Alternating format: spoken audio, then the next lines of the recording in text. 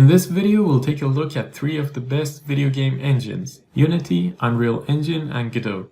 So the first choice is Unity. Unity is a powerful engine and is great for both beginners and experts in game development. So if you're just starting game development, I suggest you take a look at Unity first. Unity has several editions.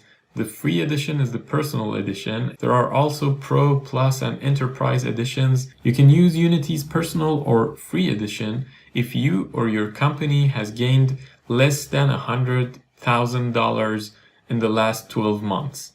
You can see what features are included in each of the Unity's edition on the Unity's website. The next one is Unreal Engine.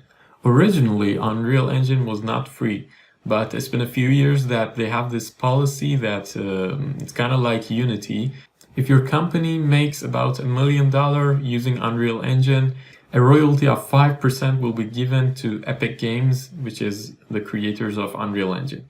Unreal Engine has been used in many great titles. It's a bit more complex than Unity, but it's so fun to learn and is a very powerful engine. I recommend you check it out.